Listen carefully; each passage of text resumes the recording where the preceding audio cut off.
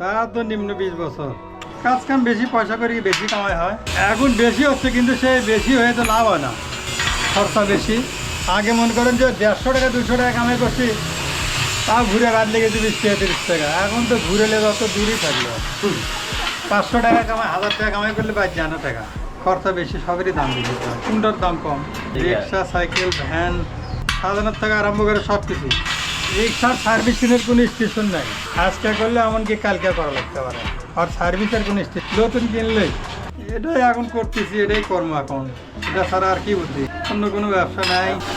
পুরা সাইকেল অলিং করতে সারাদিন লাগে, 500-700 1000 হলে গাড়ি টাড়ি সাজাইলে 1000-1200 টাকা আসে। মেলা আগে ছিল এই স্প্রেকে 1 টাকা করে, প্রথম ছিল 50 পয়সা করে, এখন হলো এই স্প্রে 3 টাকা দাম। আর ওটা যখন নামলো তখন আসলো 2 টাকা করে, এখন হলো 7 টাকা পিস। টাকা কাটলে আগে দিচ্ছে হলো 30 টাকা, এখন দেয় হলো 200 টাকা। 200 টাকা দিচ্ছে, তাও তো হয় না।